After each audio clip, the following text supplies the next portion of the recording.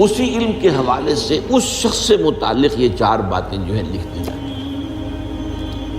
اب اس کو سمجھنا چاہیے، اصل میں جو بات مسئلہ تقدیر کے سمجھنے میں، جو یوں سمجھیے کہ ایک بہت آسان فارمولہ ہے اگر سمجھنا چاہے انسان، اور یہ میں عرض کر چکا ہوں کہ سمجھنا چاہیں گے تو سمجھ جائیں گے، تفصیل میں جائیں گے تو الجھ جائیں گے، اور مناظرہ اور مباحثہ کریں گے تو گمراہ ہو جائیں گے۔ چنانچہ اسی پر میں حدیث آپ کو سنا چکا ہوں کہ ایک مرتبہ حضرت ابو ہریرہ فرماتے ہیں کہ حضور صلی اللہ علیہ وسلم برآمد ہوئے اپنے حجرے سے، اور ہم مسجد کے گوشے میں بیٹھے ہوئے تقدیر کے بارے میں بحث کر رہے تھے، تو آپ شدید ناراض ہوئے، اور اس قدر آپ کا چہرہ مبارک غصے کی وجہ سے سرخ ہو گیا کہ ایسے محسوس ہوا جیسا آپ کے گالوں میں انار کا رس جو ہے وہ ڈال دیا گیا ہے، وہ اس کے اوپر بہا دیا گیا، وہ سرخ قندھاری انار، اس کا تصور کیجئے، وہ عام تو انار نہیں جس کے اندر وہ رنگ نہیں ہوتا۔ پھر آپ نے فرمایا غصے سے، کیا تمہیں اس بات کا حکم دیا گیا؟ کیا مجھے تمہاری طرف اسی کام کے لیے بھیجا گیا کہ اس مسئلے میں تم بحث کرو؟ عزمت علیکم، میں تاکید کر رہا ہوں اس مسئلے میں بحث سے گریز کرو، بحث مت کرو۔ تو یہ مسئلہ اگرچہ اس اعتبار سے بڑا مشکل ہے، اگرچہ سمجھنا چاہیں تو سمجھ سکتے ہیں، لیکن میں ایک اور حدیث بھی آپ کو سنا دوں کہ اس پر ایمان کس قدر لازم ہے۔ یہ ایک تابعی ہے حضرت ابن الدیلمی رحمۃ اللہ علیہ، وہ فرماتے ہیں، ذرا طویل حدیث ہے، میں اس کا خلاصہ بیان کر رہا ہوں، کہ میرے دل میں تقدیر کے بارے میں کچھ وسوسے پیدا ہوئے، تو میں نے جو بھی کبار صحابہ اس وقت زندہ تھے، بقید حیات تھے، ان سب سے ملاقات کی۔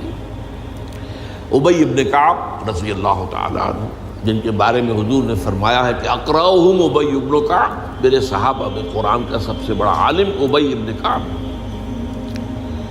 ان کے علاوہ عبداللہ ابن مسعود کے پاس بھی میں گیا رضی اللہ تعالیٰ عنہ، جن کی حدیث ہم پڑھ رہے ہیں۔ حذیفہ بن یمان کے پاس میں گیا رضی اللہ تعالیٰ عنہ۔ ان سب نے ایک بات یہ کہی کہ دیکھو، ایک بات تو یہ جان لو کہ اللہ تعالیٰ کی قدرت سب شے پر حاوی ہے۔ اللہ تعالیٰ اگر لو ان اللہ عذب اہل سماواتہ و اہل ارضہ عذبہم وہو غیر ظالم لہم، اللہ اگر تمام آسمان والوں کو اور تمام زمین والوں کو عذاب دے تو اسے عذاب دینے کا حق حاصل ہے، وہ عذاب دے سکتا ہے بغیر اس کے کہ ہم کہیں کہ وہ ظالم ہے۔ تمام زمین والے اور تمام آسمان والوں میں تو نیکوکار بھی آ گئے۔ یہ اصل میں ایک بڑا اہم مسئلہ ہے کہ جو ہمارے اور معتزلہ کے درمیان مختلف فی ہے۔ معتزلہ ہی کے انداز میں اہل تشیع کا عقیدہ بھی ہے کہ اللہ پر عدل واجب ہے، اہل سنت کے نزدیک اللہ پر کوئی شے واجب نہیں، اللہ کا اختیار مطلق ہے، جو چاہے کرے۔ چنانچہ وہ ظالم کو معاف کر سکتا ہے جب چاہے، اور وہ کسی اچھے آدمی کو عذاب دے سکتا ہے جب چاہے۔ یغفر لمن یشاء ویعذب من یشاء واللہ علی کل شیء قدیر۔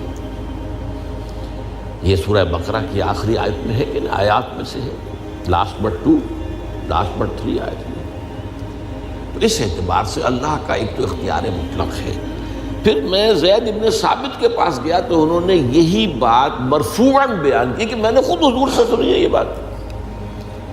باقی 3 صحابہ کے بارے میں تو وہ کہتے ہیں کہ انہوں نے گویا کہ اپنی رائے کا اظہار کیا، اور اگر اللہ تعالیٰ چاہے لو رحمہم، تمام آسمان والوں اور تمام زمین والوں کو بخش دے اور رحم کرے، لکانت رحمتہ خیرا لہم من اعمالہم، تو اس کی رحمت جو ہے وہ یقیناً لوگوں کے اعمال سے بہت بالا ہے، بلند و برتر ہے، تو جو چاہے کرے۔ وہ ابو جہل کو بخش دے، کون اعتراض کر سکے گا؟ اور وہ کسی سے بڑے شخص کو جو ہے وہ عذاب دے، کون اعتراض کر سکتا ہے؟ اس اعتبار سے پھر انہوں نے فرمایا وَلَوْ أَنفَقْتَ مِثْلَ أُحَدٍ ذَهَبًا اور دیکھو ابن الدیلمی جان لو، اگر تم احد کے پہاڑ کے برابر سونا اللہ کی راہ میں خرچ کرو گے فی سبیل اللہ، ما قبل اللہ منک حتی یؤمن بالقدر، اللہ تعالیٰ اسے تم سے قبول نہیں کرے گا جب تک کہ تم تقدیر پر ایمان نہیں رکھو۔ اور اس کے بعد فرمایا اعلم، جان لو، انما اصابک لم یکن لیخطئک، جو چیز تم پر واقع ہوتی ہے، کوئی تکلیف آتی ہے، کوئی حادثہ پیش آتا ہے، وہ تم سے ٹلنے والا تھا ہی نہیں۔ مطلب یہ کہ تم سوچو کاش میں یوں نہ کرتا، یوں کر دیتا، اگر یہ ہو جاتا وہ ہو جاتا تو میں بچ جاتا، نہیں، وہ تو آنے والی بات تھی، وہ اللہ کی کتاب، وہ اللہ تعالیٰ کے علم قدیم کے اندر پہلے سے لکھا ہوا تھا، تو موجود ہے، تو وہ تو آنی ہی آنی تھی۔ وَأَنَّمَا أَخْطَأَكَ لَمْ يَكُنْ لِيُصِيبَكَ، اور جو چیز کہ تم سے چھوٹ گئی، جاتی رہی، تمہارے ہاتھ سے نکل گئی، ممکن ہی نہیں تھا کہ وہ تمہیں ملتی، وہ اللہ تعالیٰ کا وہ جو علم قدیم ہے اس کے اندر پہلے سے طے ہے۔ وَلَوْ مِتَّ عَلَىٰ غَيْرِ هَٰذَا لَدَخَلْتَ النَّارَ، اگر دیکھو تم غور سے سن لو، اگر اس عقیدے کے سوا کسی اور پر تمہاری موت واقع ہوئی تو جہنم میں داخل ہو جاؤ۔